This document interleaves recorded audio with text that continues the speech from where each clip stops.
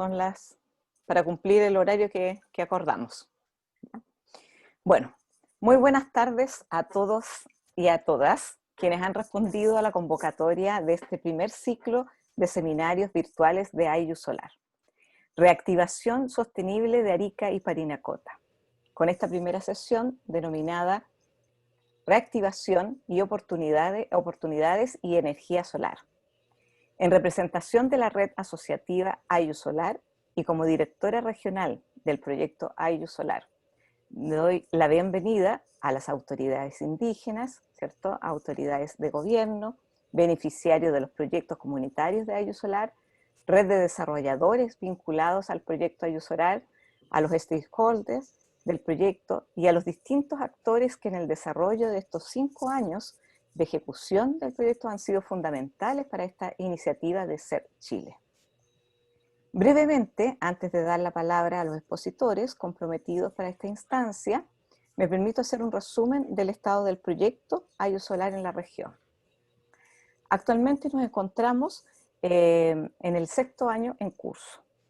Al igual que todo el sector productivo, la pandemia por el COVID-19 nos ha golpeado en el desarrollo y el cumplimiento de las metas de nuestro proyecto. En concreto, el equipo se encuentra trabajando en modalidad de teletrabajo, ¿cierto?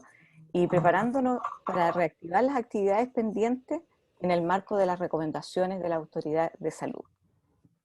En el marco de las actividades con los beneficiarios directos de los proyectos comunitarios, ¿cierto? Hemos ido implementando una estrategia de entrega de tablets para poder continuar, ¿cierto?, con toda la comunicación con ellos a través de los tablets, y hemos podido realizar las reuniones que teníamos pendientes. Los trabajos en terreno se encuentran suspendidos debido a que no son considerados, ¿cierto?, actividades esenciales, pero esperamos retomar en cuanto nuestra región reanuda sus actividades en el marco de la próxima fase.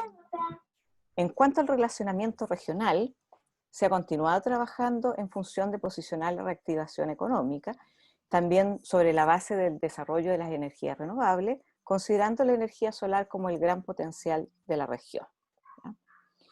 A continuación, voy a dar una indicación para que el formato sea lo más rápido y lo más ordenado posible, ¿ya? Lo primero es mantener sus micrófonos en silencio. Por favor, eso se lo suplico, para que podamos llevar un orden en nuestra actividad. Y en la medida que vayan surgiendo preguntas, vayan escribiéndolas en el chat, ¿ya? El equipo, que está aquí, hay un grupo de profesionales, ¿cierto?, de nuestro proyecto, las va a canalizar para que luego de la exposición vamos a dar 10 minutos para que cada expositor responda a las preguntas, ¿ya? Para quienes no estén familiarizados con esta plataforma, en la parte inferior de esta pantalla, si ustedes observan, ¿ya?, hay una serie de iconos. Ustedes ven ahí donde dice participante, dice chatear, dice compartir. Entonces ahí está justo, ¿cierto?, el icono de chatear, ¿ya?, del chat, ¿ya? Y ahí se puede mostrar en la cámara mucho mejor, y ahí pueden ustedes escribir sus preguntas. Ahora, cualquier cosa que suceda, también pueden colocar la manito donde dice participantes, ustedes apretan esa manito y nosotros vamos a ver que quieren hacer alguna pregunta, o a lo mejor no pueden escribir en el chat, etc. Entonces, hacemos las preguntas del chat y después vamos a hacer, dándole la palabra, ¿cierto?, a las personas que no han podido escribir. Bueno, ahora voy a dar el pase para la primera exposición del seminario, que sería Reactivación, Oportunidades y Energía Solar. La exposición estará a cargo de Maisa Rojas, directora del Centro de Ciencia del Clima y la Resiliencia, CR2, y académica del Departamento de Geofísica de la Universidad de Chile. Maisa, bienvenida y muchas gracias por aceptar esta invitación. Hola, buenas tardes a todos y todas. Muchas gracias por la invitación. Rodrigo Palma me pidió que hiciera una presentación y lo que yo voy a hacer es hablar un poco del contexto global, de por qué estamos hablando de una reactivación económica sostenible. Y el contexto viene ¿Ven mi presentación bien? Perfecto, vemos sin ningún problema. Ya. El contexto de hablar de una reactivación sostenible viene por un compromiso que adquirió Chile el año pasado, que es de llegar a ser un país carbono neutral al año 2050. Y de eso entonces quiero conversar un poco. Como cuando Chile asumió el rol de tomar la COP25, de tomar la presidencia de la COP25, ¿verdad? Que son las reuniones anuales de las partes que son parte de la Convención Marco de Cambio Climático, aparece este compromiso de carbono neutralidad. Uno de los hitos más importantes en los 25 años de la Convención fue que en la COP21, durante el 2015, se firmó el Acuerdo de París. Y lo que aparece aquí en pantalla es el artículo 2, que define el objetivo del Acuerdo de París. Y fíjense que el objetivo está definido en cuanto a una métrica de temperatura. Ese es el objetivo, mantener el aumento de la temperatura muy por debajo de los 2 grados y hacer un esfuerzo por limitar el calentamiento a 1,5 grados. Es un resultado histórico y muestra entonces una intención mundial hacia un futuro carbono neutral.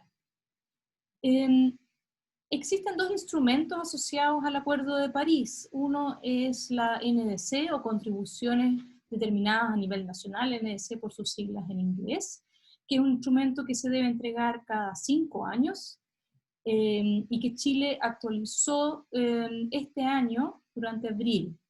Durante abril se envió a la convención. Y el otro instrumento son las estrategias climáticas de largo plazo, que definen en el fondo el cómo queremos lograr los objetivos que nos proponemos en la NDC. Y ese proceso está en este momento ocurriendo, y debiera terminar en algún momento el próximo año. Tiene que entregarse antes de la COP26, que bueno, por la pandemia se retrasó un año completo y va a realizarse recién el próximo año. Y ambos están a cargo del Ministerio de Medio Ambiente. Lo que ocurrió después de que se firmara el Acuerdo de París en 2015 es que la Convención le pide al IPCC, que es el Panel Intergubernamental de Cambio Climático, que es un organismo independiente científico que provee evidencia científica para tomar decisiones en torno a cómo enfrentamos el cambio climático, le pide que escribiera un informe especial sobre calentamiento a 1,5 grados. Porque recuerdan, dentro del objetivo del Acuerdo de París aparece eso 1,5. Pero la verdad de las cosas es que en ese año todavía sabíamos muy poco qué significaba esto de 1,5 grados.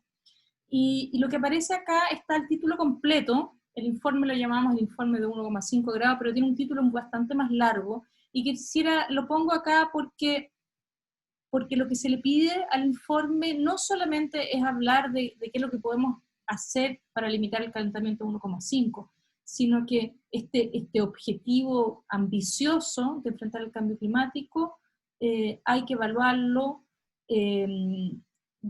al mismo tiempo que todos los otros objetivos de desarrollo sostenible y los esfuerzos por erradicar la pobreza. Así que no es un objetivo aislado, sino que en el fondo estamos preguntando, ¿podemos lograr todos los objetivos que nos hemos puesto como humanidad al mismo tiempo? Y la buena noticia es que la respuesta en ese momento fue que sí. Y aquí están los 3 titulares de este informe, que para mi gusto es el informe más influyente que el IPCC haya realizado en sus 30 años de vida. Al punto que hoy día estamos hablando de carbono neutralidad en Chile gracias a este informe. Lo primero que dice es que el mensaje es que medio grado cuenta. El informe evalúa de cómo sería un mundo que se calienta a 2 grados versus un mundo que se calienta a 1,5. Y el resultado de esa evaluación es que son mundos muy distintos. Si hacemos el esfuerzo de limitar el calentamiento a 1,5, vamos a evitar un número importante de impactos negativos. La segunda pregunta es si es que todavía es posible, y la buena respuesta es sí, es posible, es difícil, pero para eso cada año importa. Hay un nivel de urgencia, y les recuerdo, este informe fue presentado en el año 2018, ahora ya estamos en el año 2019, hay una urgencia, cada año importa. Y lo otro que evalúa el informe es el cómo. ¿Cómo logramos esto? Y la respuesta corta acá es que no hay una bala de plata, no hay una solución que lo va a solucionar, sino que cada decisión cuenta. Las decisiones las vamos a tener que tomar entre todos y todas. La van a tener que hacer los gobiernos, la va a tener que hacer la academia, el sector privado, lo va a tener que hacer la sociedad civil, etc. Muy brevemente, el informe evalúa dónde estamos y bueno, el planeta al año 2017 se había calentado ya 1 grado y prácticamente todo ese grado lo podemos atribuir a actividad humana. Ya se observan consecuencias sobre las personas, la naturaleza y los medios de vida, y bueno, y si extrapolamos esto linealmente, en algún momento, en el año 2040, vamos a llegar al 1,5 grados. Para contextualizar esto, en general Chile y el hemisferio sur se han calentado menos que el promedio global, pero dentro del territorio nacional, la región que más se ha calentado y que se proyecta que se va a calentar también es el altiplano. Verónico. Una parte entonces importante es cómo lo logramos, y el informe evalúa una cierta cantidad de trayectorias y de transiciones que van a tener que ocurrir para que logremos el objetivo de limitar el calentamiento a 1,5 grados. Y aquí vienen algunos datos importantes. No existe ninguna trayectoria que logre el objetivo y que no caigan en más o menos un 45% de las emisiones más o menos presentes al año 2030. Si queremos limitar el calentamiento a 2 grados, entonces la de reducción tiene que ser como de 25%. Y tenemos que llegar a ser carbono neutrales al año 2050 o a más tarde al año 2070 si nuestro objetivo fuese de limitar el calentamiento a 2 grados. Entonces ahí aparece justamente el tema de la carbono neutralidad al año 2050, que es el compromiso que tomó Chile. El informe también dice que, bueno, que limitar el calentamiento va a requerir cambios a una escala sin precedentes en la historia de la humanidad, los cambios que vamos a tener que implementar. Reducciones en todos los sectores, cambios en tecnologías, cambios en comportamiento y obviamente una mayor inversión en opciones bajas en carbono. La buena noticia es que tanto las tecnologías existen y existen las opciones de hacer estas reducciones. Ustedes ya se pueden imaginar, obviamente energías renovables son una parte súper central en esa transición y para Chile en particular también. Algo que está asociado, que no tengo tiempo de explicar ahora, pero que está asociado a toda esta idea de por dónde aparece que las emisiones tienen que ser netas cero al año 2050, es el concepto de presupuesto de carbono. Y muy brevemente es una relación casi lineal entre el aumento de temperatura. Recuerden que dentro de la Convención, el Acuerdo de París tiene un objetivo de temperatura, y las emisiones acumuladas, la cantidad de CO2 que hemos echado a la atmósfera desde el periodo preindustrial. Y como existe esta relación lineal, si yo quiero limitar el calentamiento a 2 grados, yo sé que tengo una cantidad finita de CO2 que puede entrar a la atmósfera. Si quiero limitar el calentamiento a 1,5, esa cantidad finita es obviamente menor. Lo podremos pensar así como en una torta. Una torta es la cantidad del presupuesto total, de la cual una parte importante obviamente ya nos hemos comido de esa torta, porque llevamos más de 150 años echando gases de efecto invernadero a la atmósfera. Si queremos limitar el calentamiento a 1 grado, nos quedan un poco más de 1.100 gigatoneladas de CO2, menos de la mitad si lo queremos limitar a 1,5, y estos son datos del 2018, así que hemos seguido echando CO2 a la atmósfera, así que esta cosa se nos está achicando cada vez más. Una parte del trabajo que realizamos el año pasado con Rodrigo, donde los dos participamos en el comité científico que se creó para dar insumo a la COP25, fue aportar en el cómo. ¿Cómo llegamos a esta carbono neutralidad? Y bueno, así de una manera bien simple, tenemos las emisiones hoy, en ese momento teníamos los datos hasta el 2016, y tenemos este compromiso de a dónde queremos llegar, ¿verdad? Pero la pregunta es cómo llegamos ahí, y yo que soy física, pienso, bueno, una línea recta es la manera más fácil de llegar, obviamente no es la manera más factible, ¿verdad?, de llegar, pero lo interesante entonces es que si uno se imagina que esa pudiera ser la trayectoria, el presupuesto para Chile es esta área bajo la curva, ¿ya? Ese es el presupuesto de Chile, eso es lo que podemos gastarnos nosotros. La curva real probablemente es algo más parecido a esto, y aquí solamente un par de elementos que son importantes. Ya, lo importante acá entonces es que el área bajo la curva se tiene que mantener, y por lo tanto si me gasto más ahora, voy a tener que tomar reducciones más drásticas después, ¿ya? Lo que tiene que conservarse es el área bajo la curva. Hay una cosa importante que es definir el año peak. Eso sirve para poder ir contabilizando cómo van avanzando los países, ¿ya? Una meta intermedia del 2030, y bueno, lo que ya nos había dicho el informe, que para el 2030 las trayectorias todos nos indican que debería haber una reducción de un 45%.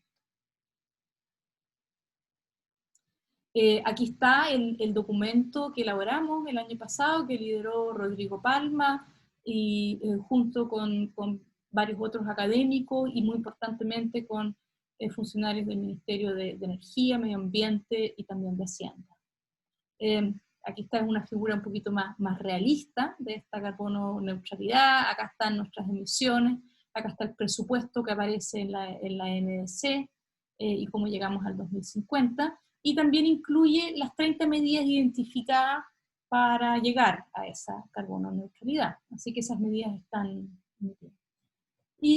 Y ahora quiero terminar nomás con hacer el link entonces de esta información que tenemos, compromisos que ha adquirido Chile, que adquirió el año pasado, y donde tenemos bastante información también de cómo lograrlo con la pandemia. Lo que les muestro acá es una curva de emisiones globales, desde los años 60 hasta el último año, aquí es el año 2019, y sobrepuestas todas las crisis económicas que hemos tenido en estas últimas décadas. Y algo que han tenido en común todas las crisis económicas es que durante la crisis las emisiones bajan. La crisis económica significa que gastamos en fondo menos energía y por lo tanto quemamos menos combustibles fósiles y bajan.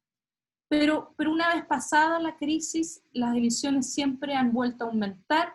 Por ejemplo, la crisis financiera del 2009, las emisiones bajaron en menos de un 2%, pero al año siguiente, al 2010, cuando ya estábamos medio recuperados, aumentaron en casi un 6%.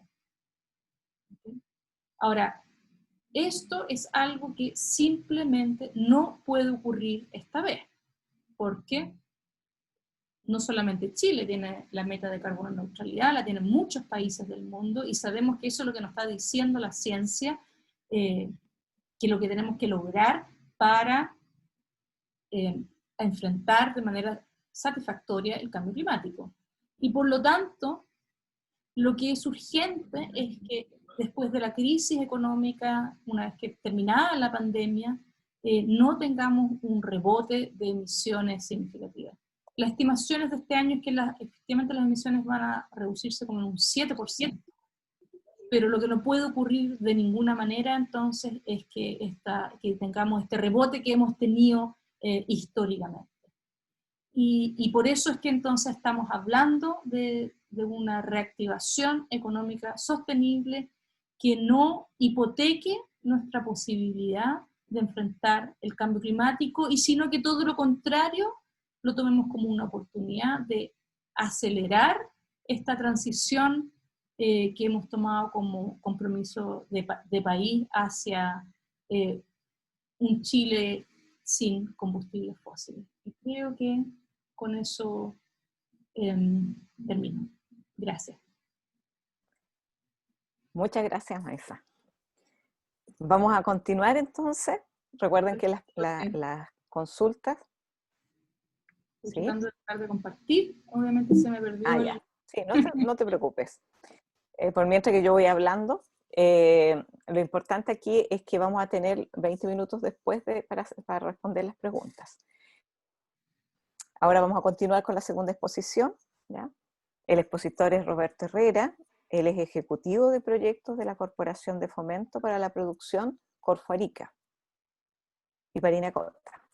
Voy a recordarles entonces las mismas indicaciones de la exposición anterior. Por favor recuerden de mandar sus preguntas por el chat y si no pueden hacerlo, entonces al final la exposición de Roberto, en participantes ustedes levantan la manito y yo les voy a ir dando, ¿cierto?, el pase para hacer las preguntas, ¿ya?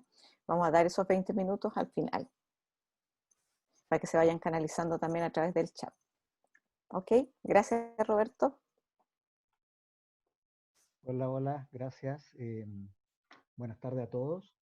Lo que primero quiero hacer es darle las gracias a la IU Solar, a Rodrigo, a Lorena y en nombre de ellos a todo el equipo por, por invitarnos a participar y permitirme estar en esta primera charla de este ciclo de reuniones virtuales y a todos los que están participando hoy día. Yo les preparé una pequeña presentación en función de algunas preguntas que me enviaron, ¿no es cierto?, para poder... ¿Se escucha? Si puedes aumentar un poquitito tu volumen. ¿Se escucha bien ahí? Sí, se Ya. ve la presentación, ¿Se ve la pero el presentación? volumen está... Ahora sí, perfecto. Ok. Faltaría solamente... ahí sí, a ver, Ahí sí, ya. Que había tenido un poquito de ahí está problemas mejor. con el micrófono. Bueno, yo como les decía, les preparé una pequeña presentación respecto del tema de la reactivación, pensando en que a nosotros nos preguntaron cómo vemos, cuál sería la visión que tenemos desde el territorio, desde la región, de la reactivación económica, pensando que esta reactivación tiene que ser evidentemente sostenible. Cuáles debieran ser los desafíos, ¿no es cierto?, que tenemos y cuáles son las oportunidades que tenemos en la región para eso. Y si es que tenemos algunas acciones o programas que de alguna manera ya estemos desarrollando. Y dicho esto, la presentación la vamos a estructurar en ciertos elementos de contexto que respondan al tema de cuál es la visión, ¿no es cierto?, lo mismo que los ejes de desarrollo, y en términos de posibilidades y oportunidades, ¿no es cierto?, vamos a referirnos a ciertos temas que son transversales, ¿no es cierto?, y necesarios para la región, como energía, agua, el recurso humano, evidentemente, y la innovación. En el tema del contexto, yo quisiera indicar, aunque este mapa es bien antiguo en realidad, a mí me gusta, no por el tema vintage, sino que en realidad porque en él se da cuenta de una situación que para nosotros a veces se nos olvida, y es que estamos dentro de una macrozona en donde evidentemente nosotros somos parte de un territorio nacional, pero tenemos mucho que ver con otros territorios que son circundantes a nosotros y que son parte de un, por decirlo así, un ecosistema. Este mapa que ustedes ven acá, ¿no es cierto?, es un mapa de un proyecto de infraestructura sudamericano. Hoy día este proyecto tiene otros mapas más modernos, pero a mí me llama mucho la atención la manera en que nosotros estamos insertos dentro de este contexto surperuano, norte chileno. Y a su vez, ¿no es cierto?, a través de este último, Bolivia, ¿no es cierto?, todo un interior de un continente que tiene una realidad y que tiene unas ciertas características que son bien interesantes e importantes de poder contextualizar en función de lo que nosotros podemos ofrecer. En lo inmediato, ¿no es cierto?, el sur del Perú, Bolivia, ¿no es cierto?, y el norte de Chile ofrecen una serie de posibilidades que están desarrolladas o expresadas, ¿no es cierto?, en función de ciertos atributos que tenemos en nuestros territorios. Por lo pronto somos desierto, hay una cantidad importante de producciones agrícolas en nuestro entorno, y por lo tanto ese contexto, ¿no es cierto?, de mucho commodity además, ¿no es cierto?, que de una u otra manera tienen muy poco valor agregado en el paso por nuestro territorio, es lo que nos está definiendo un poco más que el resto de la cuestión económica a nivel nacional, ¿no es cierto?, qué podemos hacer. Roberto, te interrumpo un poquito, disculpa, porque todavía me manifiestan que encuentran que no se escucha muy bien. A ver, espérate, A ver, déjame a ver sacar el... ahí, por ejemplo, se escucha. A ver. ¿Ahí se escucha mejor? Mejor, mucho mejor, mucho mejor. Ok. Ya, Ya, excelente. vamos a sacarnos esta cosa y vamos a hacerlo al aire libre, ¿no? Bueno, espero que hayan escuchado esa primera parte, pero básicamente la bajada que tiene este entorno que tenemos como región definió los ejes que como región nueva nos planteamos cuando nos separamos de Tarapacá. Y hablamos de plataforma logística, de turismo y de agricultura. Y en ella nos aparecieron además algunos otros sectores que estaban latentes o que tenían ciertas perspectivas. Abajo aparece acuicultura y solar, en realidad eso se llamaba energía, pero dado lo que pasó con el tiempo, ¿no es cierto?, que energías renovables, no convencionales, terminó siendo para nosotros básicamente solar, ¿no es cierto?, por el potencial que tiene esta región. Y en ellos, ¿no es cierto?, en logística, por ejemplo, hemos basado un poco el desarrollo que hemos ido teniendo en esta región y la mirada que hemos ido desarrollando. Nosotros somos una región fronteriza, tenemos muchos medios por los cuales nos comunicamos, ¿no es cierto?, con nuestros vecinos, e incluso esta figura que aparece acá es un poco, a ver, un poco tradicional, porque a esto le falta algo que es bien interesante que tiene esta región, y que es que además de todas estas conectividades terrestres, aéreas, marítimas, ferroviarias y carreteras, nosotros además tenemos una conectividad digital. Por Arica tenemos un cable de fibra óptica que hasta hace muy poco, desconozco si hoy día cambió esa situación, pero hasta hace muy poco era el cable de fibra óptica de más ancho de banda que llegaba a Chile, y para en Arica. Y la telecomunicación del sur del Perú, o sea, de Perú en realidad entero, se respaldaba por Arica y se sigue respaldando en Arica, y la telecomunicación, buena parte de la telecomunicación boliviana sale por acá, y por acá sale un importante flujo de tráfico de datos que tenemos en la región. Y por lo tanto, la situación geográfica que tiene Arica, este cable está acá por algo, hace que nosotros seamos un pivote para una gran macrozona. Eso nos define un poco como región y como posibilidades de desarrollo. Para contextualizarlo en algo súper concreto, más allá del cable, ¿no es cierto?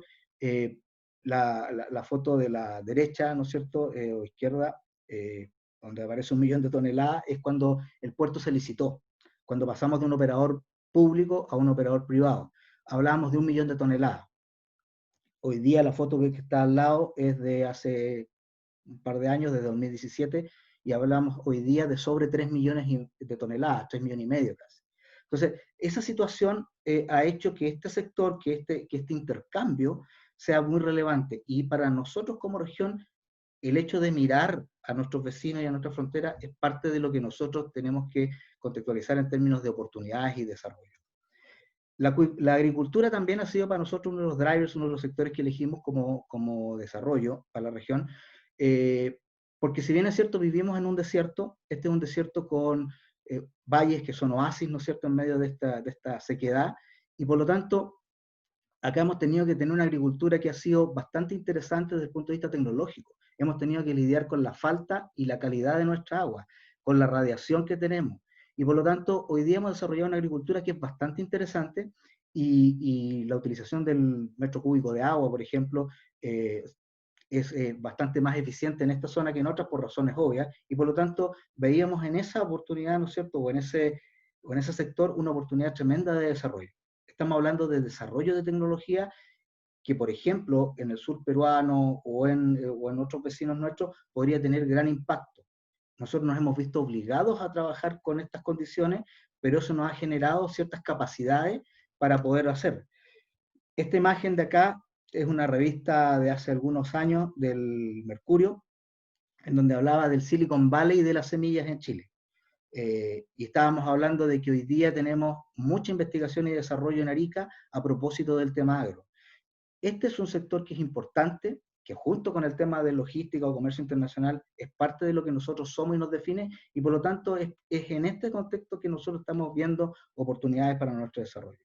Hemos visto que no basta solo con el qué hacer, sino que también el cómo. Hemos trabajado en poder, como región, ¿no es cierto?, visualizar qué tipo de agricultura queremos.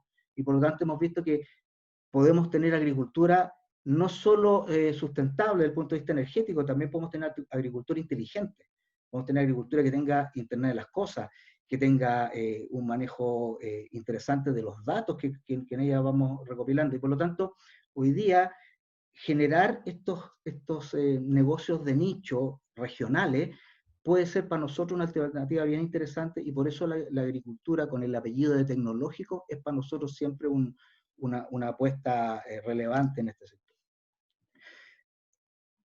Por otro lado, dentro de esos tres apuestas que hicimos como región, dijimos que el turismo era una de las claves, una de las herramientas que teníamos.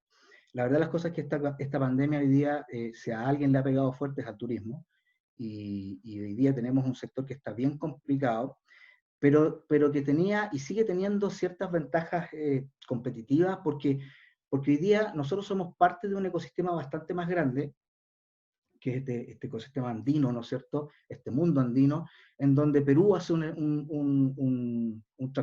atracción importante, ¿no es cierto?, en términos de turismo. Bolivia con el Tiahuanaco hace lo propio, y nosotros acá en la región de Atacama, ¿no es cierto?, con San Pedro, hemos tenido también un gran polo de desarrollo.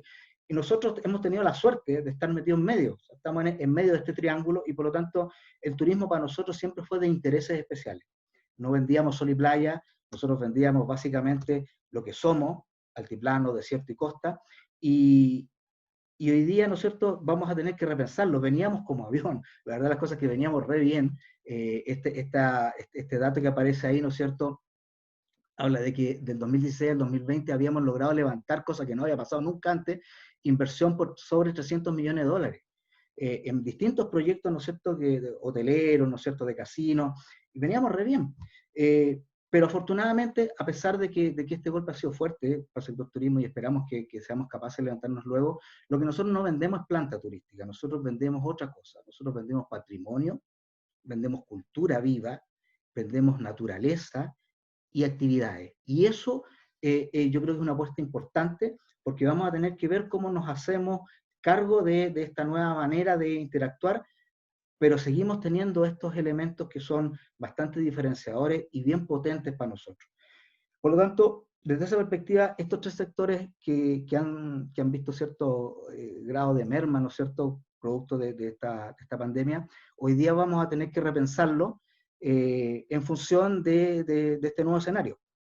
Pero también hemos hecho otras apuestas. Nosotros no tenemos acuicultura, y en Chile, la verdad, las cosas que hablar de acuicultura es hablar básicamente de salmonicultura. Salvo algunas otras excepciones, pero muy pequeñas, y hoy día somos salmón, no somos más que eso. Pero hay proyectos grandes, hay un programa de diversificación acuícola en Chile, y nosotros creemos que tirando este pequeño anzuelo hay un tema interesante e importante. Hemos hecho nosotros en la región muchas apuestas en acuicultura dulce acuícola, por ejemplo, continental. Ese sol que genera mucha energía, ¿no es cierto?, fotovoltaica, también nos permite generar, por ejemplo, cultivos de microalgas, que son bien importantes, o cultivo de peces, ¿no es cierto?, en sistemas de recirculación, que requieren, entre otras cosas, energía. Hemos desarrollado proyectos interesantes en la línea de la acuicultura marina, y por lo tanto, este sector, que si bien es cierto hoy día es un potencial, tiene una expectativa re interesante, porque en él vamos a encontrar ciertas herramientas de desarrollo que son bastante sustentables, porque muchos de estos desarrollos tienen que ver con el uso de energías renovables y productos, ¿no es cierto?, que hoy día podemos suplementar a una oferta que puede ser bastante significativa a nivel nacional. Bueno, la energía que hablar, Pampa Camarones, ¿no es cierto?, de Engie y el Águila, en donde nosotros somos parte del desierto de Atacama, y por lo tanto tenemos este tremendo potencial. El Ayllu es prueba de eso. Tenemos que bajar, sí, en la visión nuestra, este gran potencial a nivel de escala humana. Tenemos que bajarlo hacia el consumidor, ¿no es cierto?, de la región. Tenemos que desarrollar tecnología, lo que les comentaba hace un rato de acuicultura, agricultura. Tenemos que ser capaces de bajar la energía, ¿no es cierto?, como este elemento transversal, habilitante, para que podamos desarrollar mejor y más sustentable proyectos agrícolas o acuícolas o de logística. Y por otro lado, más allá de lo que somos y las expectativas que podemos tener, ¿para dónde va la micro? Tiene que ver un poco con los drivers en este cuento y las herramientas que tenemos para bajarlo ya más en concreto a lo que hacemos. Desde el punto de vista de los drivers, la economía circular no es un discurso, y yo doy fe de eso. Nosotros participamos regionalmente en una comisión regional de economía circular, que estamos construyendo una hoja de ruta en Chile para la economía circular, y esto, la verdad las cosas es que ha aprendido harto y tiene harta sustancia. Hay harta gente dispuesta y interesada en trabajar en esto, y hoy día tenemos cuestiones bien concretas. Hay una hoja de ruta súper clara, ¿no es cierto?, que nos permite decir, mira, vamos a tener en el corto plazo clarito qué es lo que queremos hacer. Estamos insertando en esa hoja de ruta proyectos regionales, y por lo tanto nosotros desde la región vamos a tener una participación, yo diría, bastante relevante. Y por otro lado, también hemos estado trabajando en cómo hacemos las cosas, y el tema sustentabilidad lo hemos ido aplicando, por ejemplo, en un programa nacional estratégico que se llama Construcción Sustentable, y con distintos ministerios hemos estado trabajando no solo, y esto es bien interesante, no solo en el cómo vamos a pedir que sean los proyectos. De hecho, hoy día lo que hicimos este año, 2020, fue bajar ese cómo lo queríamos hacer, que fue todo el año 2019, y dijimos, ya, pues, vamos a un proyecto concreto. Y desde el MIMBU, hoy día lo que ustedes ven ahí es el Parque del Encuentro, que es la cima del Morro, y este es un proyecto del MIMBU, y lo que estamos haciendo es incorporar elementos de sustentabilidad, ¿no es cierto?, a este proyecto. Lo que queremos hacer es que este proyecto, que es del Ministerio de Vivienda y Urbanismo, contenga todos los elementos de sustentabilidad, ¿no es cierto?, que podamos allegarle a este proyecto, y por lo tanto vamos a ir trabajando en la práctica con ello. Y por otro lado, y ya en lo último, para no extenderme mucho, en la pregunta del qué estamos haciendo, a ver, nosotros en Corfo tenemos hartas áreas de trabajo. Yo voy a hablar ahora o sea, y está hablando en realidad todo el rato, pero ahora básicamente desde la vereda de la Corfo, más que de la región. Nosotros estamos trabajando en hartas áreas, pero en el menú, en lo que tenemos en la carta para los locales, ¿no es cierto?, para nuestros beneficiarios, nosotros nos dividimos el trabajo básicamente en 3 áreas. Innovación, que tiene que ver con el desarrollo de nuevas productos, servicios, tecnologías, ¿no es cierto? Emprendimiento, que más que nuevas tecnologías tiene que ver con maneras de mejorar o presentar negocios nuevos. No hay desafíos tan tecnológicos metidos dentro. Y también una gerencia o un área que hoy día se llama redes, que básicamente lo que hace es entender que no basta solo con tener un proyecto, una innovación o un emprendimiento.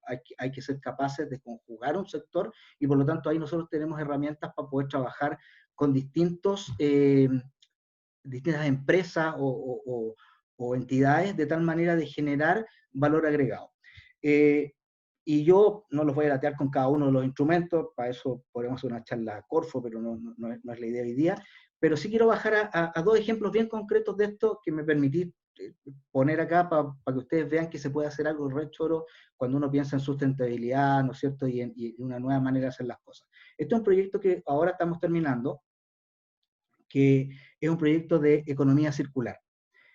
Hoy día un empresario, un pequeño empresario regional dijo, ¿sabes qué? Hay mucho plástico botado, algo hay que hacer. Y se le ocurrió innovar, y con un equipo súper bueno, ¿no es cierto?, de técnicos que lo ayudó, pescaron el plástico básicamente el agrícola, que sabemos nosotros que tenemos mucho, entre mallas, cintas de riego, envases, y lograron hacer productos. No es fácil porque las economías de escala en regiones como la nuestra, que es chiquita, complican. Pero ahí ustedes ven una foto de una banca, ¿no es cierto?, una serie de ¿cómo se llama?, de elementos que son posibles de desarrollar acá en la región, con materiales regionales, con las condiciones que tenemos. Este plástico está hiperdegradado por la radiación que tenemos, por las sales que hay en el entorno, y con ese plástico y esas condiciones logramos en Arica tener un proyecto de estas características. Y por otro lado, viene la ley REP, ¿no es cierto?, que va a obligar a los generadores de desperdicio, ¿no es cierto?, a disponer de sus residuos de alguna manera racional a través de algún gestor, y en la región no tenemos. Y si nos quedamos así vamos a tener graves problemas. Y un grupo de empresarios locales hoy día con estos proyectos asociativos, ¿no es cierto?, nos está proponiendo y está hoy día, de hecho, instalando un centro de valorización de residuos multipropósito. Van a trabajar con caucho, con neumáticos, con plástico, con vidrio, y por lo tanto vamos a tener, ¿no es cierto?, iniciativas concretas para el trabajo acá en la región. Yo eso es lo que les puedo comentar en torno a cómo lo vemos, qué es lo que hemos estado haciendo y hacia dónde creemos que hay que apuntar, hacia esos drivers, esos sectores, esos ejes productivos que hemos venido desarrollando y que todos en la región tenemos harto de historia en torno a ellos, y que hoy día hay que agregarle el tema circular, el tema sustentabilidad, y por lo tanto creo que es bien posible hacerlo. Así es que yo hasta ahí dejo la presentación y quedo atento a las consultas. Gracias.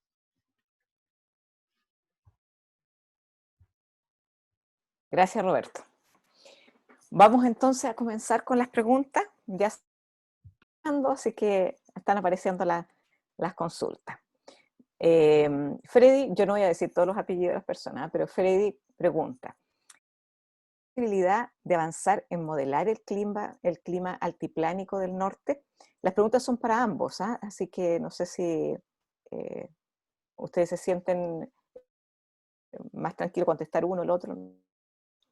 Entonces, la pregunta es esa: ¿hay posibilidad de avanzar en modelar el clima altiplánico del norte? Sí, definitivamente hay posibilidades de realizar esto. Pero la verdad de las cosas es que lamentablemente el altiplano es una de esas regiones en el mundo en la cual seguimos teniendo proyecciones un tanto contradictorias. Yo les mencioné de lo que sí estamos bastante seguros es que es una de las regiones, sobre todo comparado con el resto del territorio nacional, que más se ha calentado y se va a calentar.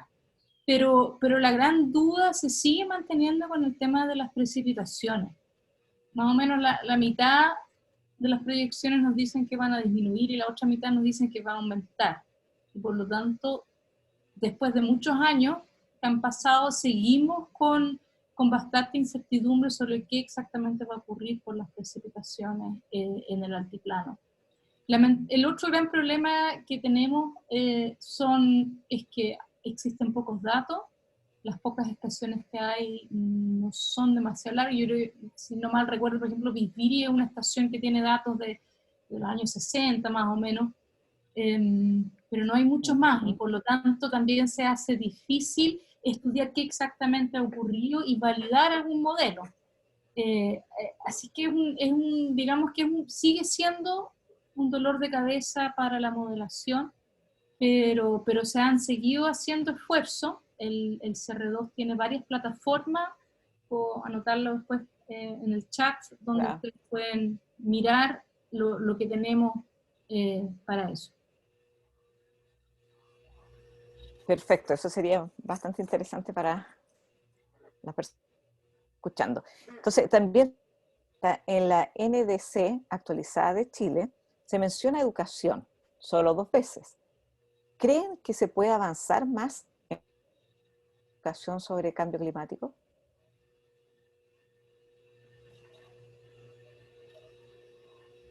Yo no soy una gran experta en educación, pero yo diría que se está avanzando. Me da la impresión de que avances en el Ministerio de Educación son súper lentos, más que en otro ministerio todavía. Se está integrando al currículum el tema de cambio climático y sustentabilidad en tercero y cuarto medio. Así que yo creo que eso es una buena noticia. Y por ejemplo, si no me equivoco, el Ministerio de Educación entra también al Consejo de Ministros para la Sustentabilidad y el Cambio Climático. Así que se está reconociendo de que efectivamente el Ministerio de Educación tiene un rol importante que jugar en este tema. Y como yo mencioné, cuando digo que aquí cada decisión importa, por lo tanto no nos podemos quedar cortos de ninguna de las medidas, y educación es una bien importante para Sí, opino yo. ayudar a fomentar a que la gente también tome conciencia y asuma compromisos personales. Desde los más pequeñitos también, ¿cierto? Esa es la enseñanza. Bueno, Alberto nos pregunta, ¿cuáles serían los efectos concretos en Arica, en el altiplano? ¿Alguna sugerencia para la región? No sé si... ¿Impactos del cambio climático? Uh-huh. Sí, bueno, como ya a ver, en general, las dos variables iniciales que uno evalúa siempre es solamente temperatura y precipitación. Sabemos que hay mucho más, pero como mencioné, en temperatura, bueno, en temperatura la costa chilena más bien se ha estado enfriando, o por lo menos no se ha estado calentando. Así que es bien distinto lo que está ocurriendo en Arica de lo que está ocurriendo en el altiplano. Y en el altiplano sí se espera un aumento más significativo de la temperatura. Y las precipitaciones, como les mencioné, lamentablemente no tenemos una proyección muy robusta. Todavía estamos ahí, no sabemos exactamente qué es lo que va a ocurrir. Ok. Marcia nos comenta, aparte de la reducción en las emisiones, ¿qué otro aspecto se debería considerar en una reactivación sostenible?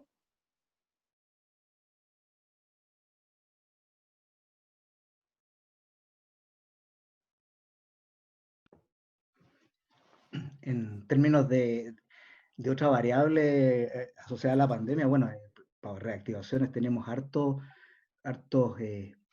espacios donde podemos ir encontrando elementos que hay que tener en cuenta. O sea, por de pronto, ¿qué va a pasar con esta situación, ¿no es cierto? Acuérdense que veníamos antes de la pandemia y durante con un tema de una guerra comercial entre Estados Unidos y China, y por lo tanto ahí también tenemos un rol que jugar. Si bien es cierto, nosotros somos pequeñitos, estamos bien detrás de todo esto, pero no es menor que nosotros somos parte de economías que interactúan y que son muy abiertas, por lo tanto nosotros ahí tenemos roles bien interesantes para poder jugar. Yo creo que insisto, nosotros normalmente miramos variables que tienen que ver con lo que institucionalmente tenemos marcados como país, ¿no es cierto? Pero nosotros no somos una isla, nosotros saliendo de la frontera no nos caemos al vacío. Aquí hay un montón de oportunidades y por lo tanto el desarrollo que tengan nuestras economías vecinas y cómo nosotros jugamos ese rol en torno a desarrollar tecnologías para poderlos ayudar, creo que es una variable bien importante. Nosotros somos, insisto, pequeñitos, pensar en que vamos a ser grandes productores, por ejemplo, agrícolas o mineros o lo que sea, es poco realista, pero sí somos capaces de desarrollar tecnología. Yo creo que el rol nuestro es ser eso, un desarrollador de tecnología, un prestador de servicios, y esta región debería jugar ese rol. Por lo tanto, más allá de la pandemia, yo creo que lo que nosotros debemos es empezar a mirar cómo podemos coayudar a las economías vecinas y desde esa perspectiva empezar a desarrollar servicios. El negocio tiene hartas partes y una de las partes bien interesantes y centrales es la prestación de servicios, la comercialización, y desde esa perspectiva creo que tenemos ventajas bien interesantes que debemos empezar a aprovechar. Cierto. Así es. Nicolás, desde el área de la sostenibilidad energética y con miras hacia un Chile carbono neutral, ¿qué tan factible es la implementación de la energía geotérmica? Que Chile tiene una alta presencia de volcanes y nuestra región no es la excepción. Esto como opción además de las energías solares o eólicas.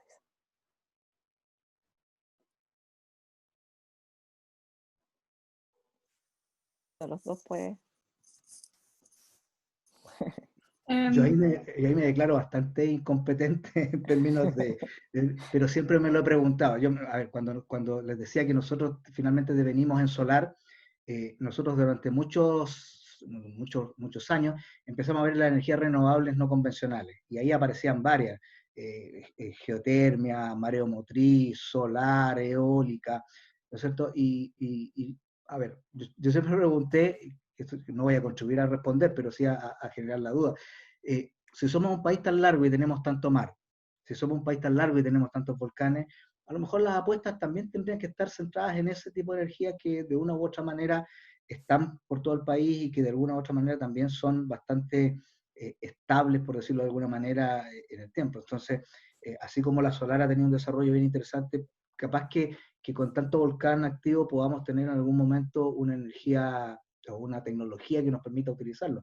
Lo mismo que la mareomotriz, el mar es bastante abrasivo, o lo que uno le tira al mar normalmente tiene las dificultades de poder mantener esas infraestructuras, es bastante complejo, pero qué duda cabe que hay un montón de energía. Entonces, yo creo que el desafío para un país como nosotros es poder trabajar y hacernos esas preguntas y desarrollar tecnología.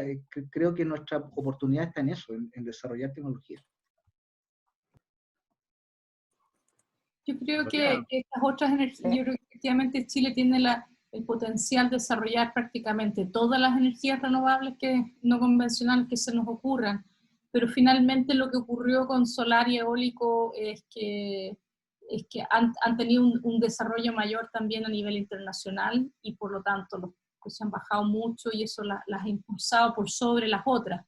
Tengo entendido que geotermia, los precios como iniciales siguen siendo muy altos como para que sean viables, o por último porque hay otras que son más viables. Pero yo creo que la gran apuesta de Chile por ahora está también, y ahí el norte juega un rol importante, el hidrógeno verde. Y esa es una apuesta de mediano largo plazo, pero donde hay que sentar Claro, el hidrógeno las está. bases hoy en día. Sí, realmente. Vamos a continuar porque son varias. Marci pregunta, en el marco de la pandemia y crisis climática, además de agricultura tecnológica, smart agricultura y todo, ¿cuál es el rol de la agricultura de la región en la seguridad y soberanía alimentaria de la región y del país? Eso más, Roberto. Sí, bueno, a ver, nosotros siempre hemos jugado un rol en términos de barrera sanitaria. Recuerda que nosotros acá tenemos todo el control de la mosca de la fruta que ha permitido mantener a raya esta plaga. Y hemos desarrollado además una agricultura bastante interesante de temporada. Nosotros tenemos productores, ¿no es cierto?, de tomates que abastecen básicamente en una temporada en donde en el sur de Chile no se puede, y por lo tanto esas ventanas comerciales son las que hemos ido aprovechando, en desmedro de algunos otros cultivos que eran más tradicionales como el olivo, por ejemplo. Pero yo te diría que, a ver, si nosotros podemos jugar algún rol, me parece que eso ha ido cambiando, y hoy día, por ejemplo, el tener tantas empresas de semilla, y acá nosotros no producimos la semilla que finalmente se va para plantar en otra parte. Acá nosotros producimos las semillas que finalmente se van a multiplicar, por lo tanto acá tenemos laboratorios, tenemos ingeniería, ¿no es cierto?, asociada al desarrollo de esto, y por lo tanto yo creo que el rol que nosotros podemos ir jugando es un poco lo que comentaba. Nosotros tenemos hoy día ciertas capacidades y competencias porque tuvimos que desarrollarlas, y un amigo que es agrónomo y que sabe harto de este tema me dice, mira, el mundo va para allá. El mundo va a una desertificación, cada vez el agua es más compleja de obtener, cada vez el clima se está poniendo más complicado.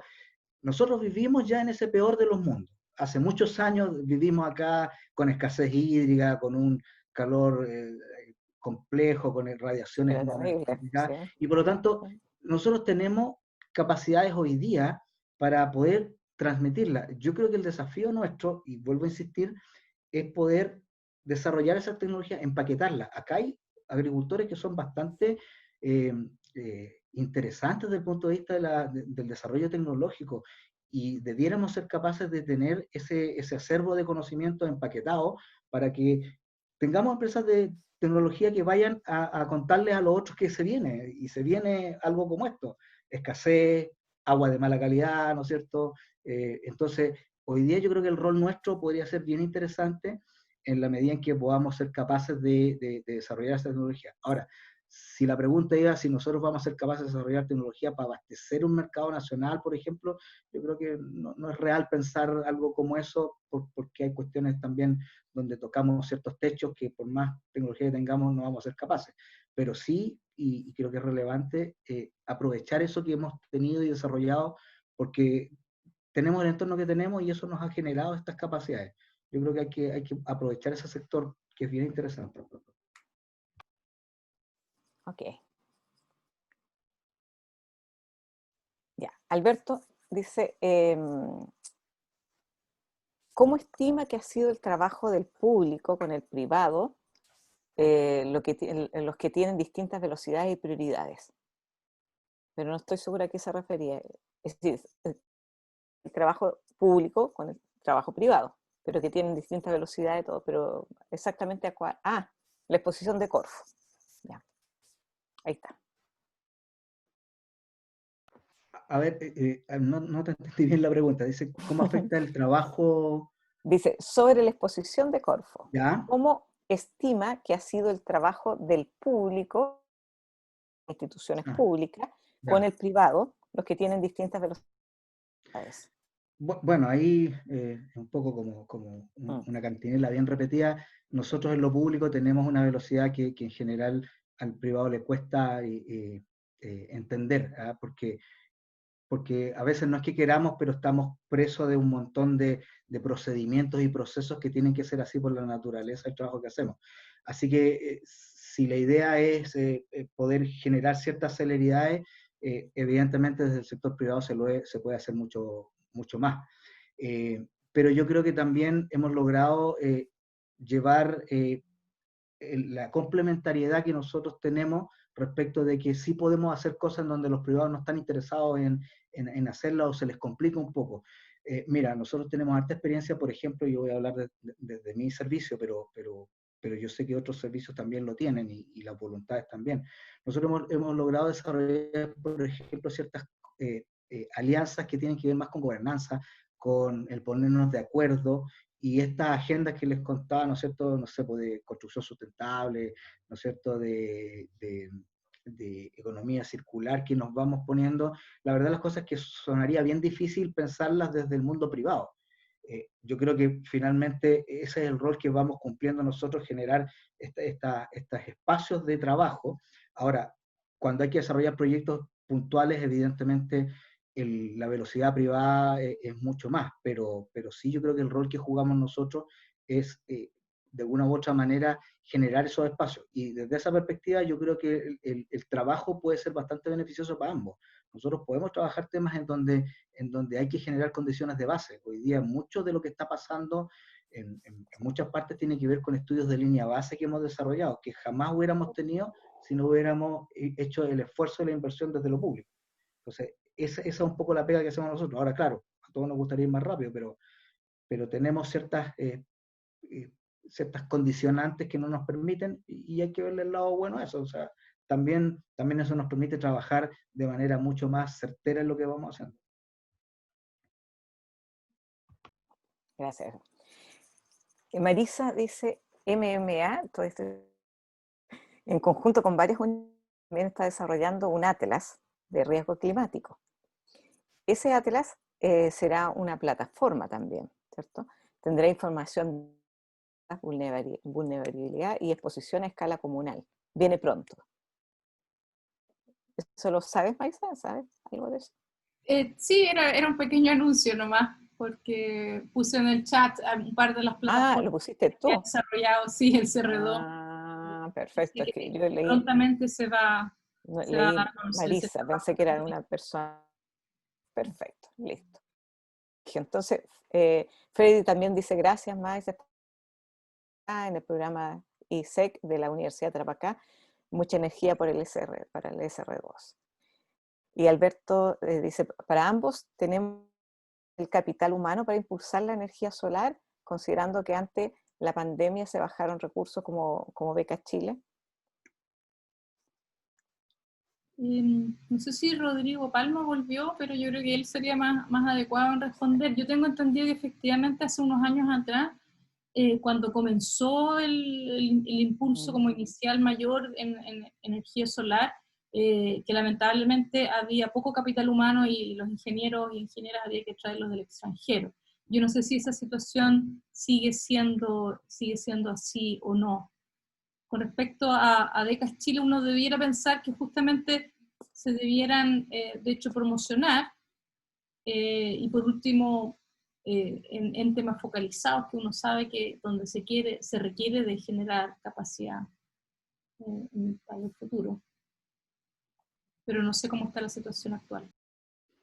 Sí, yo también quería comentar que efectivamente nosotros más en el tema más operacional, coayudamos hace algunos años justamente porque no había gente capacitada en Chile para instalar, por ejemplo, todos estos proyectos. Hicimos en todas las regiones del norte, nosotros acá en esta región igual hicimos proyectos para que pudiéramos certificar.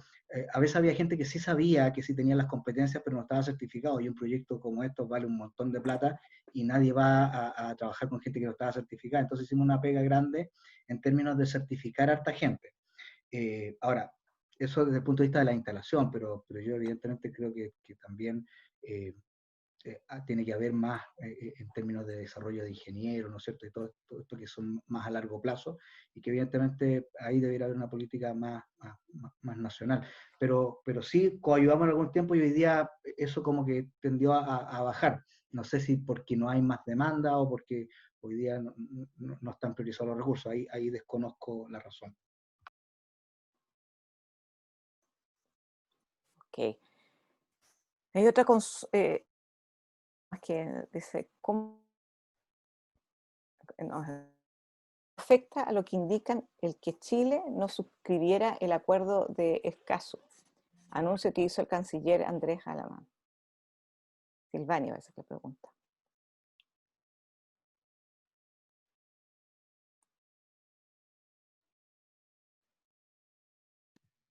Bueno, ha habido bastante controversia con el hecho de que Chile no haya firmado el Tratado de Escazú. El Tratado de Escazú es un tratado internacional en América Latina de protección y en temas ambientales, de participación y de derechos humanos en temas ambientales. La verdad, las cosas que hasta el gobierno decidió no firmar, no hay mucho que hacer. Es una lástima porque yo creo que por lo que yo por lo menos mencioné en mi presentación, hay un liderazgo fuerte de Chile con la ambición climática. El hecho de que hayamos asumido la COP25 ha hecho de que Chile es considerado un líder, y entonces no firmar Escazú es un tanto contradictorio, hace como una política un tanto inconsistente. Sí. Ahora sé de qué estás hablando. Priscila dice, para Corfo, ¿existe algún fomento de Corfo para los emprendedores para contribuir con la baja presupuestaria de la Arica Parinacota? ¿O alguna motivación? A ver, nosotros tenemos permanentemente programas de apoyo al emprendimiento, Capital Semilla y ese tipo de llamados. Lamentablemente también, producto de la pandemia, hemos tenido que ajustar un poquito los presupuestos. Y hemos también focalizado en este año, por ejemplo, más que, o tanto como en emprendimiento o en innovación, en ayudar a las pymes que han sido afectadas. Acabamos de terminar la asignación de un proyecto de apoyo a la reactivación para las pymes locales. Hoy día estamos sacando un nuevo proyecto, un poquito más pequeñito, pero focalizado en Parinacota, para que las pymes de la región, de la provincia de Parinacota, ¿no es cierto?, puedan tener algún alivio en términos de inyección de recursos, ¿no es cierto? Pero en esa línea lo que estamos trabajando, más que emprendimiento, estamos trabajando apoyo a gente que ha tenido hoy día una situación bastante compleja, porque ha visto mermas en sus ventas, en sus ingresos de manera drástica. Entonces, yo diría que sí, hoy día se aprecia una cierta baja de presupuestos porque ha estado todo más bien focalizado en otras líneas, pero sí hemos ido sacando. Lamentablemente hoy día no te podría decir que tenemos a puertas un concurso de emprendimiento, pero muy probablemente tengamos novedades luego. Pero lo que hemos estado haciendo de momento es tratar de ir en ayuda de los que están hoy día complicados con sus negocios. Hoy día estamos en programas de reactivación y en eso, como te digo, hoy día vamos puntualmente a Parinacota en un programa que tiene que ver básicamente con ese territorio. Ok. No anoté el nombre de la persona. Sense posee cursos de capacitación laboral certificado para competencias de manejo de energía. Esto yo creo que es más un comentario. Claro. Sí, a lo mejor se refiere a que en algún momento cuando comentaba esto de que hicimos este esfuerzo por desarrollar los instaladores, lo que pasó fue que no estaba el perfil ocupacional de esa gente. O sea, en Chile no existían instaladores y por lo tanto no sabían. Y entonces en Chile Valora lo que se hizo fue generar ese perfil y tuvimos que traer en ese momento, como tampoco había nadie en Chile capacitado para preparar a esta gente, tuvimos que traer gente de fuera, del extranjero, para que empezara a preparar a esos profesionales y los certificara. Por lo tanto, hoy día yo te diría que si ese perfil existe, por lo menos el de instaladores se hizo un esfuerzo grande para poder desarrollar ese perfil, ¿no es cierto?, que se necesitaba en el mercado, y hoy día sí deben haber programas y códigos Sense para poder certificarlo y capacitarlo, así que eso debe estar. Eso responde un poco a Kevin, que dice, ¿y harán más capacitaciones de casualidad? Entonces me imagino que, bueno, siempre han habido capacitaciones bastante. Sí, claro, eso tiene que ver más con Sense. Lo que nosotros hemos trabajado en términos de formación de competencias tiene que ver con ciertas capacidades en los mercados que no están disponibles. Entonces, por eso, por ejemplo, los instaladores fue una necesidad. Trabajamos, por ejemplo, para ver lo que hemos hecho acá en la región, con la gente de la industria de la construcción, en una metodología que se llama BIM, ¿no es cierto?, y que permite generar muchos ahorros, ¿no es cierto?, en los procesos, y por lo tanto tampoco habían en los profesionales que el medio estaba entregando, las universidades, los arquitectos, los constructores civiles, no tenían estos conocimientos porque no estaban en Chile. Entonces nosotros llegamos a suplir una diferencia en conocimiento que tenían estos profesionales. De hecho, quienes trabajan con nosotros normalmente en estos programas son gente que tiene sus títulos profesionales y quiere adquirir una competencia nueva. No es una capacitación de oficio. Sí. Lore, solo una moción de tiempo, que ya Sí. varias personas están empezando a salir, entonces para no pasarnos mucho de la hora, quería Sí, sugerir las últimas preguntas, y luego hay personas que han levantado la mano desde hace rato, entonces también que les sí, pueda por dar. eso demos un poquito más. Sí. Mira, yo creo que las personas que tienen algún compromiso se pueden retirar y vamos terminando las preguntas que hay aquí para que puedan tratar de responderlas. Ya, haciéndolo bien rápido. Fabiola dice, ¿existe instalen capacidad en personas que no solo se hagan cargo de la instalación y programa de mantención y operación de los sistemas fotovoltaicos? Bueno, un poco lo respondiste, ¿cierto? Un poco lo respondió, puede ser con Sense, puede ser, se han hecho cursos también a través de Ayu Solar, a través de la universidad. El propio Ayu tiene harta respuesta en ese sentido, ¿no? Hemos trabajado bastante en eso, ¿ya? Y vamos a seguir haciéndolo. Silvania dice, cuando Chile decide no firmar el acuerdo de Escazú, se le critica ya que esta se habría tomado para proteger primero el empresariado y luego el medio ambiente. Esto podría ser política de cambio climático de Chile. Es más un comentario, ¿cierto? Eso. Ya.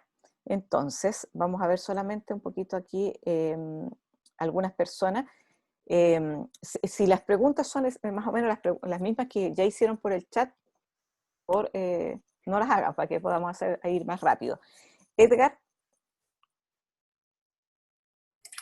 Sí, hola, buenas tardes. Gracias. Mira, primero que nada, felicitar a la red asociativa Ayu Solar por esta iniciativa. Así que ahí vamos a estar apoyando desde el Departamento de Ingeniería Mecánica de la universidad. Agradecer a los expositores también. Pero la verdad que el tema, bueno, a mí me apasiona y es tan interesante que igual quería hacer algunas preguntas que tiene que ver con lo siguiente, y quizás para Maisa, bueno, para Roberto también, porque siempre tengo la duda, por ejemplo, efectivamente nosotros somos una región pequeña, ¿cierto? pero así como somos región pequeña, podría tomarse como una oportunidad, por ejemplo, para desarrollar programas pilotos. Me voy a referir a uno de ellos, por ejemplo, la electromovilidad. Probar la electromovilidad y transformar una ciudad como Santiago tomaría mucho dinero, muchos recursos, ¿cierto? Tal vez mucho tiempo. Pero las ciudades pequeñas sí pueden ser modelos para el resto del mundo, no solamente incluso para Chile. Entonces, ¿por qué no pensar un poco, no en el corto plazo? O sea, estamos hablando de que al año 2050 hay compromisos mundiales de carbono neutral. Pensar en electromovilidad en ciudades como esta, pensar en tener un manejo sustentable del recurso hídrico. Siempre hemos visto, ¿no es cierto?, por muchos años como en Arica, si bien es cierto ahora hablamos de agricultura sustentable, smart agriculture, pero en la ciudad toda el agua la seguimos tirando al mar y no hay una planta de tratamiento de agua que podría incluso funcionar con energía solar.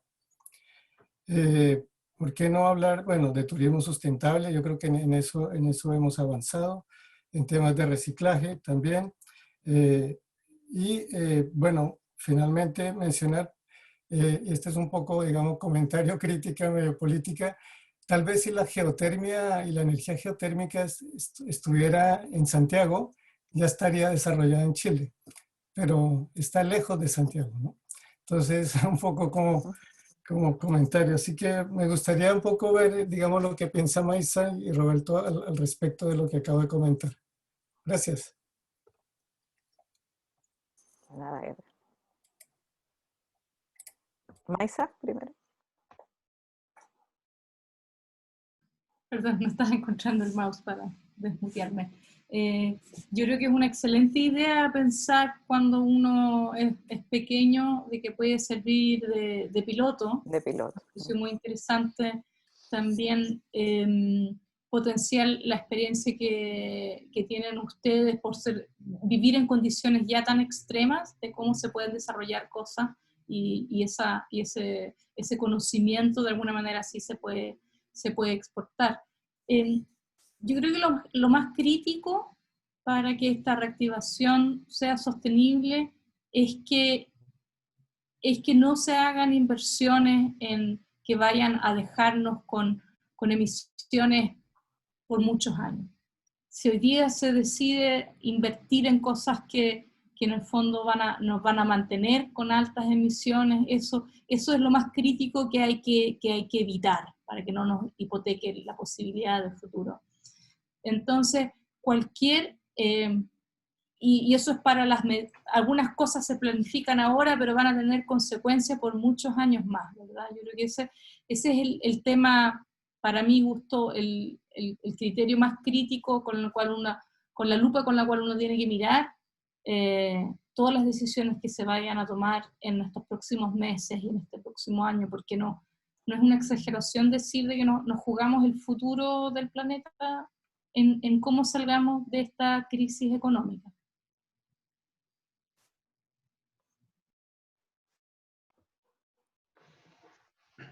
A ver, yo quiero decir que concuerdo mucho con Edgar en el sentido de que nosotros debiéramos ser capaces de explotar estas características peculiares que tenemos como región. No solo climática, ojo, nosotros somos una región que está hiperconcentrada. En esta región tienes el 98-99% de la población metida en una sola ciudad. Hay ciertos elementos que pueden permitir que uno pudiera evaluar, desarrollar pilotos de bajo costo, ¿no es cierto?, como lo hacemos en los procesos de innovación, ¿no es cierto?, es mejor fallar rápido y corto que pegarse un costalazo grande, y por lo tanto, desde esa perspectiva, sí nosotros y cuando digo nosotros, digo varios, porque nosotros en la Corfo, varios hemos tratado de plantear que podríamos ser pilotos, que podríamos ser una región que perfectamente pudiera probar ciertas tecnologías, ciertos procesos, ciertos proyectos que de una u otra manera son más manejables acá, y que nos permitiría a nosotros también ponernos en el mapa, porque finalmente cuando después queremos escalar a esta réplica, ¿no es cierto?, esta transferencia de proyectos, igual vamos quedando un poquito a la cola. En términos de electromovilidad, nosotros partimos hace un rato atrás, fíjate que hicimos unas transformaciones con con un emprendedor local de un auto y una moto eléctrica. Primero tenía unas baterías bien poco interesantes, rascas grandes de plomo, ¿no es cierto?, que en la moto era un camión de pesado, y luego, ¿no es cierto?, con este proyecto logró tener la tecnología para poder desarrollar esta moto, y finalmente terminó haciendo batería, o sea, él hace paquetes de batería canábica. Entonces tenemos la capacidad de encontrar en los emprendedores locales, en el talento de la región, gente que tenga esta cosas. El problema está en que cuando uno quiere escalar, porque en esa oportunidad, por ejemplo, este emprendedor transformó un auto y una moto, y se empezó a encontrar problemas. De partida, por ejemplo, cuando fue al registro civil a inscribir el auto, no tenían el link para poner eléctrico. Solo habían bencineros y a petróleo. Entonces, costó un mundo, porque tampoco tenía un montón de características que había que tener, ¿no es cierto?, para sacar el permiso de circulación. Y por lo tanto, finalmente lo logró, y es un auto que anda con patente acá. Yo me acuerdo de haber visto proyectos súper interesantes y bonitos en Santiago, bien experimentales, y este emprendedor local estaba en la calle con patente, con permiso, y anda todos los días y gasta 100 pesos diarios en energía, llevando a su gente de un punto a otro. Entonces, tenemos esas capacidades. El tema es que nos permitan hacerlo. Nosotros planteamos seguir en esa línea. La electromovilidad es un poco compleja de meterse porque es harta plata y hay hartos intereses además metidos en esto, evidentemente, y los espacios se nos han ido acortando. Por de pronto, cuando partimos en esto, para darte un solo ejemplo, Edgar, nosotros teníamos que la normativa en Chile permitía que yo no podía modificar un auto desde el año 92 en adelante. O sea, yo no le podía sacar el motor a mi auto del año y pescar el motor a combustión y ponerle un motor eléctrico. Por muy eficiente y cero emisiones que fuera, no me lo permiten. Pero del 92 para atrás sí podía. Hoy día no se puede. Ni un Ford T, hoy día tú puedes cambiarlo a eléctrico, porque si no es de fábrica, no te dejan hacerlo. La normativa cambió para eso. Y nosotros peleamos, en la lógica esto de región piloto, decíamos, oye, pero además tenemos ciertas características, nosotros somos zona franca, o sea, acá hay autos tirados hasta arriba del techo, que podríamos perfectamente pescar y modificar. Y si el tema es cumplir con las exigencias técnicas, bueno, las plantas de revisión técnica revisarán los frenos, las luces y todo lo que hay que revisar. Entonces, yo creo que aquí también falta que seamos un poquito más potentes en comentarnos estas cosas y llevar un frente común. No hemos tenido, por ejemplo, en esas conversas a la universidad, por ejemplo, y debería estar. Nosotros financiamos una carrera solar, y resulta que en esa carrera solar venían un montón de autos, pero no había ninguno de la Tarapacá. Debería haber un auto de la Universidad de Tarapacá metido en esa carrera solar, porque ahora termina en Arica, además. Entonces, yo creo que tenemos la posibilidad de generar esta tecnología, tenemos que perderle un poquito el susto a plantearlo. A nosotros nos retan harto, porque si bien es cierto somos de gobierno, del Estado, ¿no es cierto?, somos organismos públicos, pero igual los otros organismos dejan de hacer estas cuestiones porque al final del día nos enredan con la normativa. Pero hay que hacerlo, hay que jugarse por desarrollar tecnología, y yo creo que talento local hay, no somos tantos en una región chiquita, pero creo que hay lo suficiente como para poderse atrever en esto. Lo de ser piloto a mí me parece fantástico, y creo que deberíamos levantar más veces la mano para decir queremos ser una región piloto. Gracias, Roberto. Gracias, Maisa. Solamente como moción, quizás en un próximo seminario el tema puede ser electromovilidad. Está considerado, Edgar, así que no te preocupes. Es uno de los ciclos seminarios. Y para comentar un poco lo que dijo Roberto, quería además, ¿cierto?, colocar en el tapete que con el proyecto Ayu Solar vamos a tener 2 laboratorios, ¿cierto?, en la universidad. Un laboratorio que ya está en la azotea del edificio integrado de la Universidad de Tarapacá, de energía solar, y el segundo en Velázquez, en el campus Velázquez, con respecto a la parte de tratar de agua. Y en ese laboratorio se consideró un parking solar que ha sido ¿cierto?, ejecutado de forma conjunta con Solar Trust. Así que luego lo van a poder ver, no va a faltar el vehículo. En último paréntesis, lo que no está normado y que hay espacio para meterse ahí son las bicicletas. Y ojo, claro, con eso, tenemos un proyecto con la municipalidad en donde tenemos 2 paraderos de bicicleta eléctrica, y ahí hay un espacio grande. Y Y en Arica tenemos a Oxford, que nació en nuestro Puerto Libre, ¿no es cierto? Y es una de las últimas empresas que nos queda acá, y que está hoy día vendiendo bicicletas eléctricas, y este emprendedor que les comento yo, hoy día asesora a Oxford justamente para el tema de qué tipo de tecnologías meterle a la bicicleta. Entonces, yo creo que no hay mucho, pero lo poquito que hay es bueno, y juguemos. Bueno, juguémosla. Algo. Mire, nos quedan 2 preguntas, ¿ya? Y tenemos que cerrar y sacarnos una foto final, y la verdad que llegamos hasta 60 participantes, y en estos momentos creo que hay 47. Entonces, le pediría a Leonel Ramírez y a Freddy, Sebastián, si pudieran hacernos una pregunta cortita para que pudiéramos ya ir cerrando. La verdad que la actividad era hasta las 7 y nos hemos entusiasmado, estamos todos muy contentos, entonces ya son las 7:30 y seguimos aquí. ¿Qué les parece, Leonel, primero? A lo mejor ya ni se encuentra. No, sí estoy.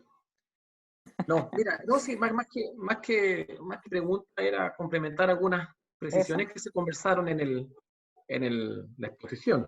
Ahí hablaban de la energía geotérmica, y a veces por desconocimiento, en el sur hay alto desarrollo de energía geotérmica, y aunque ustedes no lo crean, aquí en el norte se ha hecho como 10 años de exploraciones geotérmicas en el altiplano. Lamentablemente las empresas decaen porque la comunidad aymara tiene alta fuerza con estas agrupaciones indígenas, y la verdad que la gente por desconocimiento le tiene miedo a la energía geotérmica, y la energía geotérmica tiene que ser igual que una planta de cobre, tienes que ir haciendo calicatas en ciertos sectores para ir viendo dónde quedan los gradientes de temperatura más altos y poder obviamente ser factible instalar una planta geotérmica para poder jugar con ellos. Y el resto después es vapor nomás, y el resto del agua se vuelve a las napas subterráneas, y por lo tanto puede haber un hotel al lado de una planta geotérmica y nadie se daría cuenta, pero la gente no lo sabe. Y también hay mucho problema con respecto a la propiedad. Ellos tienen, ¿cómo se llama?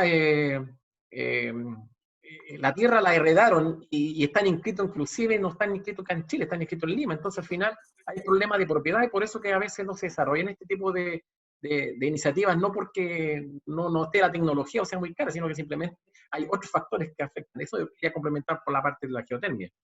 Con respecto al cambio climático, Chile, a través de, bueno, el ministro que tenemos ahora, ha impulsado mucho lo que es las medidas que se tienen que tomar para llegar a la carbono neutralidad lo antes posible. Y ya se han adelantado varias centrales térmicas como Bocamina y otras, que tenían que salir una cierta cantidad de años, y se han adelantado, y otras ya salieron.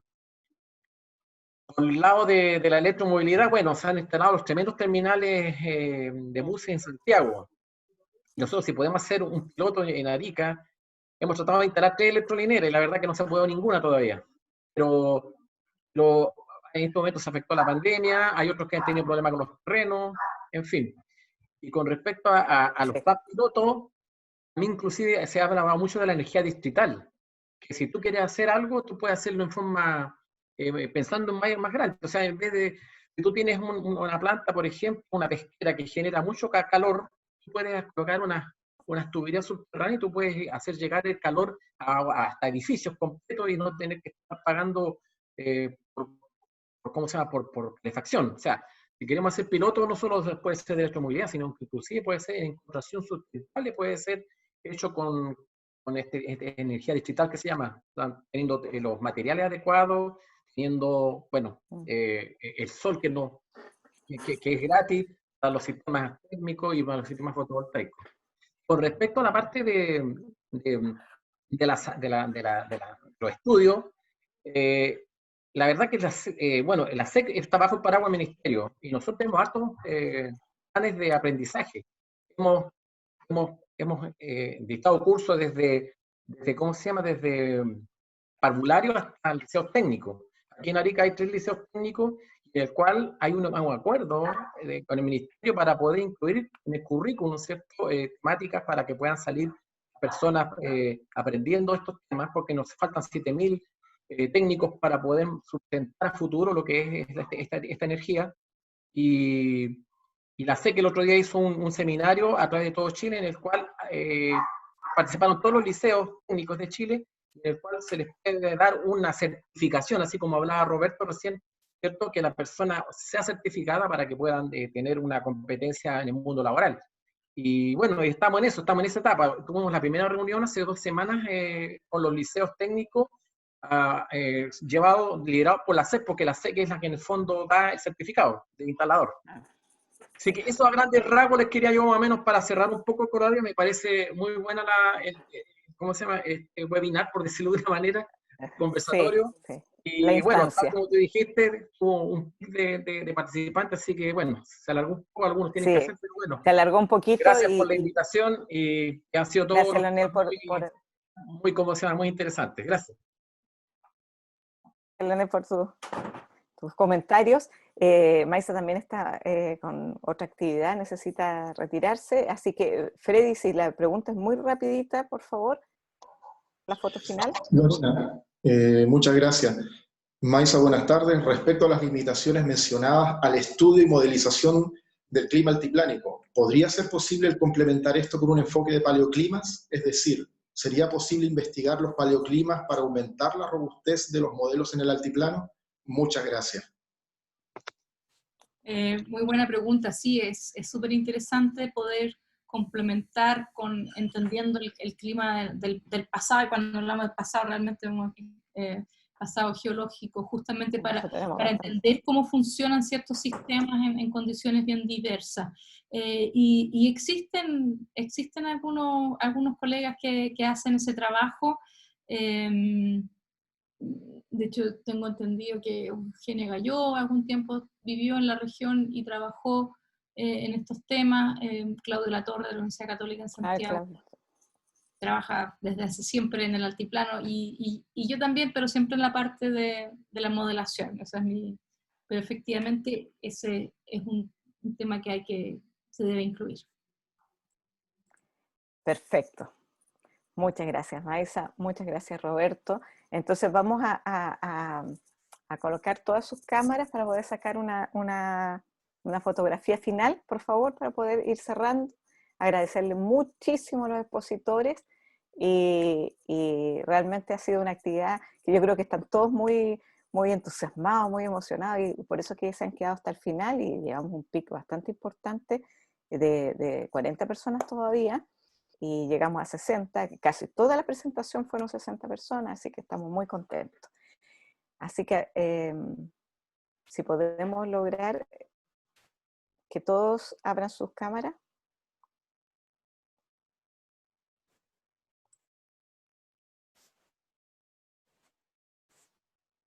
Ahí estamos. ¿Cómo vamos?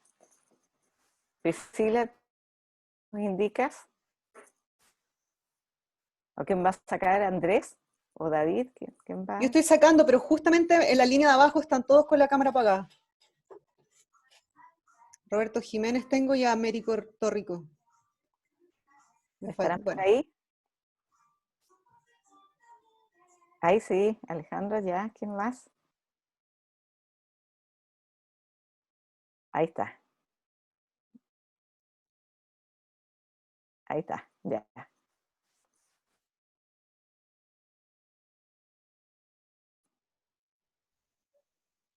Ok, listo. Perfecto, sacaste la todas. Bueno, muchas gracias. Nos vamos a encontrar nuevamente. Estén atentos, ya tenemos su correo electrónico para poder, chao Alberto, para poder, ¿cómo se llama? Y que puedan seguir participando. Pero adelante, ahí está. Muchas gracias por estar aquí. Qué bueno, me alegro mucho. ¿Ya? Y que tengan una buena semana. Hasta luego. Chao, chao, gracias a todos. Hasta luego. Chao. Gracias. Felicitaciones. Chao. Chao. Chao, Miguel.